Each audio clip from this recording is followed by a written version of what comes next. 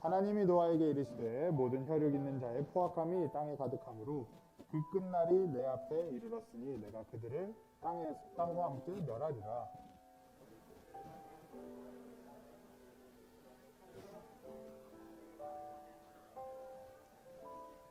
내가 만들 방주는 이러하니 그 길이는 300규빗, 너비는 50규빗, 높이는 30규빗이라.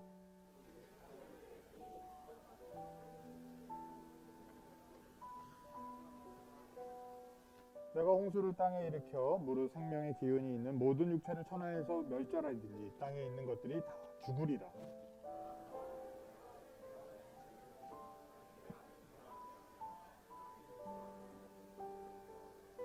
혈육이 있는 모든 생물을 너는 각기 암수 한 쌍씩 방주로 이끌어들여 너와 함께 생명을 보존하게 하되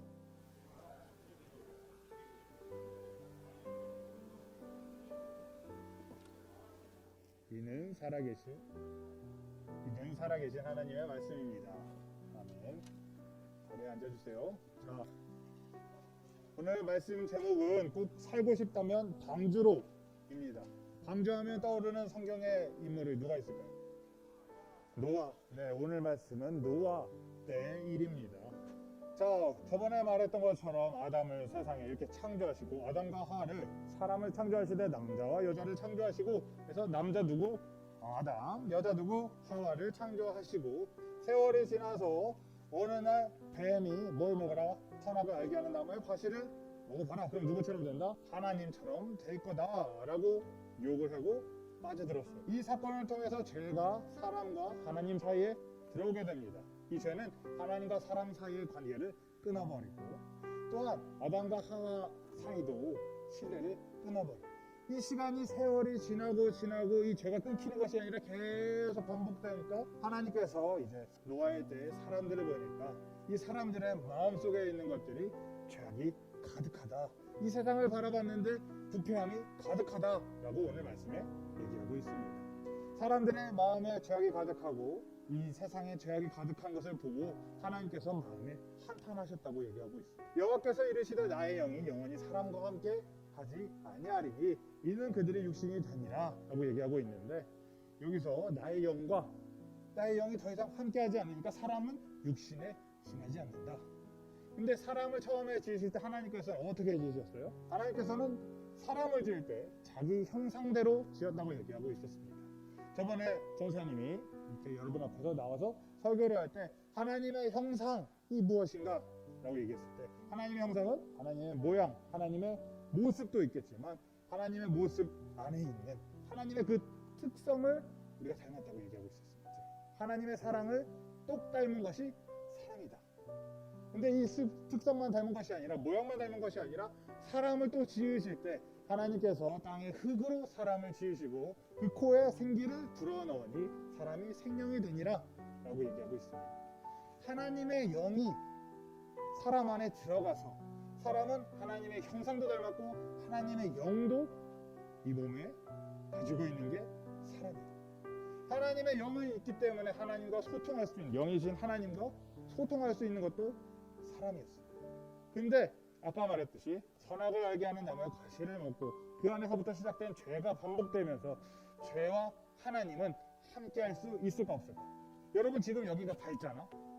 밤에 여기서 불을 다 끄고 있으면 밝을까 어두울까? 이거 간단한 거죠. 성경 문제도 아니야. 이 불을 다 끄고 이 밤에 여기 있으면 밝을까 어두울까? 어둡지. 근데 불을 켜면 어떻게 돼요? 어둠이 있어요 없어요? 없어요. 빛과 어둠이 함께 할 수 없는 것처럼 하나님도 죄와 함께 할 수 없으셔. 근데 이 하나님께서 사람을 지으실 때 자기 형상을 담고 하나님의 영을 불어넣을 정도로 사람을 사랑하셨다. 근데 이 사랑하는 사람들이 죄 때문에 가까이 할 수가 없어. 함께 할 수 없는 것에 마음이 아프셨지만 그보다 더한 것은 이 사람들이 이 죄악을 계속 반복하고 하나님께서 분명 처음에 세상을 창조하실 때는 이 세상을 바라보시고 보시기에 참 뭐였다고? 좋았더라라고 얘기하셨는데 이제 이 세상을 바라보니까 한탄만 나오고 한숨만 나오고 근심만 나오고 이 세상이 나에게 고민거리가 되었다. 이 고민거리가 된 세상을 어떻게 새롭게 할까? 이 세상을 아주 처음부터 다시 시작하려면 어떻게 해야 되겠어? 없애야 돼. 하나님께서 작정을 하셨어요. 결단을 하셨어요. 이제 더 이상 참고 그냥 놔둘 수가 없다. 이 부패한 세상을 놔둘 수가 없다 해서 쓸어버리시기로 작정을 하셨어요. 땅에 사람을 지으셨음을 한탄하사 마음에 근심하시고 이르시되 내가 창조한 사람을 내가 지면에서 쓸어버리되 사람으로부터 가축과 기는 것과 공중에서까지 그리하리니 라고 얘기하고 계십니다. 하나님 그냥 쓸어버리시면 되는데 그래도 그 시대에 의인이란 사람이 한 명 있었어요. 누구였어? 노아. 하나님이 보시기에 그 당대에 의인이 한 사람이 있었는데 이 노아였어요. 그래서 노아와 노아의 가족들은 살려주시기로 마음을 먹으셨어요. 그래서 노아를 찾아와서 이제 홍수가 날 거다. 내가 물로 이 세상을 쓸어버릴 거다. 너는 방주를 만들어라. 라고 얘기를 하셨어요. 이 노아가 이제 방주를 짓기 시작하는데 사람들이 봤는데 날씨가 괜찮은데 비가 그렇게 많이 오지도 않는데 갑자기 노아가 뭘 만들어? 방주를 만든단 말이야. 방주가 크기가 얼마나냐면 300규빗에 50규빗에 30규빗이라고 얘기하고 있어.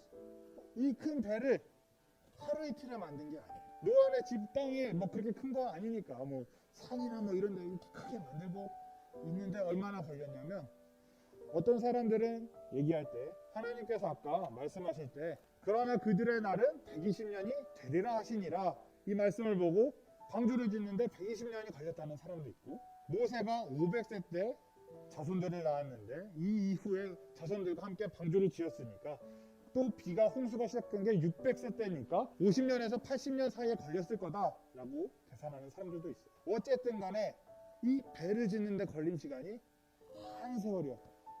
이 배를 만드는데 걸린 시간이 1년도 아니고 2년도 아니고 50년에서 120년 사이야. 근데 이 노아가 배를 만드는 이유를 물어보면 뭐라 그랬어? 하나님께서 홍수를 내리실 거기 때문에 이 지면에서 사람들을 쓸어버릴 정도의 홍수를 내리실 거기 때문에 내가 이 배를 짓고 있습니다 라고 얘기를 하겠지. 근데 비가 이 홍수가 사람들을 다 쓸어버릴 만한 홍수가 와라 오긴 오는데 몇 년이 걸려? 계산했을 때 최소 50년이고 최대는 120년이야 50년에서 120년 걸릴 때 그 사이가 사람들이 생각했을 때 내가 이렇게 죄를 짓고 있고 내가 죄를 더 이상 죄라고 느끼지도 못하고 지내고 있고 잘 살고 있는데 비는 오지 않아. 하나님께서 쓸어버린다고 저기 노아는 방주를 짓고 있는데 비는 오지 않아. 사람들이 생각했단 말이야. 하나님께서는 벌을 내리시지 않는다. 나는 죄를 지어도 된다. 죄를 짓고 이렇게 잘 살고 있는 게 괜찮은 거다. 내가 여기서 잘 살고 있고 내가 이 죄 짓는 거 상관없는 거다 라고 생각을 했지만 하나님께서 노아가 600세가 되던 해에 비를 내리셔. 땅에 움직이는 생물이 다 죽었으니 곧 새와 가축과 들짐승과 땅에 기른 모든 것과 모든 사람이다. 요약하자면 여기에 물고기는 없으니까 그 외의 것들은 다 어떻게 됐다? 죽었다. 노아와 노아의 가족들, 노아의 며느리 그리고 각기 한 쌍씩의 짐승들을 빼고는 다 죽었다. 홍수가 내릴 때 산이 다 잠길 정도로 오려면 시간이 걸렸을까 안 걸렸을까?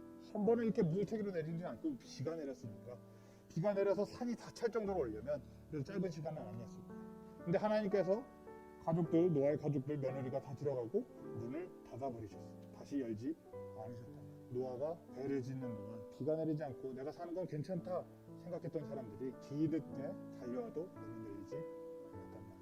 이 모든 사람을 땅에서 쓸어버리시고 어느 정도 지나서 땅에 물이 마르고 땅이 드러나서 노아와 가족들과 그 모든 짐승들이 다시 땅에 내려왔을 때 하나님께서는 사람들에게 이렇게 다시 축복하셨어요. 하나님이 노아와 그 아들들에게 복을 주시며 그들에게 이르시되 생육하고 번성하여 땅에 충만하라. 여러분들이 기억을 하고 있다면 전도사님이 몇 주 전에 설교했을 때 이 내용을 얘기했었어요. 똑같은 창세기지만 좀 더 앞에 아담과 하와를 창조하시고 이 사람들에게 축복하신 내용이 뭐였어요?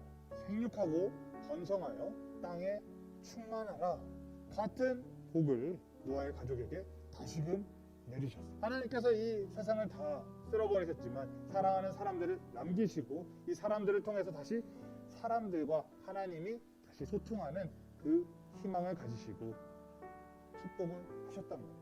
물론 죄를 지을 것도 알고 계셨지만 그럼에도 불구하고 기회를 한번 더 주신 거예요. 그렇지만 사람은 같은 실수를 반복해요. 하나님께 도달하고자 했던 바벨탑 사건도 있고, 또 이스라엘만 국한돼서 보자면 이스라엘에 하나님을 섬기지 않고 거역하고 주변의 우상들을 섬겼을 때 주변 나라들을 통해서 침략을 받은 경우들이 많고, 또한 이집트에 가서 이집트에서 탈출하기 전까지 고통받은 그 세월들도 있어요. 이집트에서 탈출해서 출애굽하는 과정 가운데서도 하나님의 말씀을 신뢰하지 않았을 때 벌을 받은 적도 있어요. 그러다가 더 나아가서는 이제 하나님께서 더 이상 이스라엘 백성에게 말씀을 하지 않으시는 시대까지 옵니다.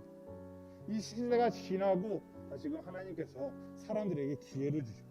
사람들이 하나님을 찾을 수 있도록, 하나님을 만날 수 있도록, 하나님께 갈 수 있도록 기회를 주십니다.